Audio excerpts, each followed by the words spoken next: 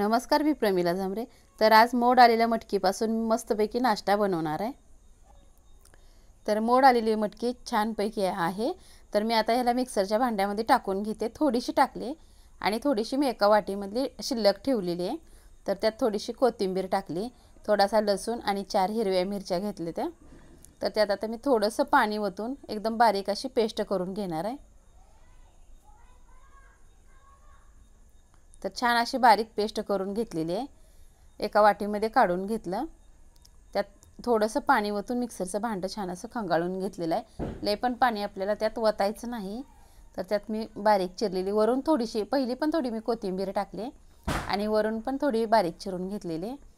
तर बारीक चिरलेली कोथिंबीर टाकली, अर्धा चमचा हळद वापरली, चवीनुसार आपल्याला ह्यात मीठ टाकून घ्यायचं आहे आणि थोडंसं 2 चमचे होईल इतकं बेसन पीठ मी चाळून घेतलेलं आहे। ते पण छान असं आता आपण मिक्स करून घ्यायचं आहे। तर बेसन पीठ मी छान असं मिक्स करून घेतले। 10 मिनिटं ही भिजत ठेवायचं आपल्याला। 10 मिनिटानंतर मी ह्याचे डोसे किंवा द्वाशी किंवा नाश्ता मटकीपासून बनवणार आहे। तर ती मी गॅसवर तवा ठेवलेला अगोदर, तव्याला छान असं ब्रशनं तेल लावून घेतले, तवा चांगला तापू दिलेला आहे आणि त्याच्यावर मी सोडून घेणार आहे। तर छोटं मोठं आपल्या अंदाजानुसार करायचं आहे। मी छोटे छोटेच आपले डोसे सोडून घेतलेले आहेत। जास्त पातळही नाही केलं, गुबगुबीत असा मस्तपैकी नाश्ता मी करून घेतलेला आहे। तर बघा, ह्याला सावकाश मी दोन्ही साईडनं तेल लावून पलटी केलेलं आहे आणि दोन्ही साईडनं छान असं भाजून घेतलेलं आहे।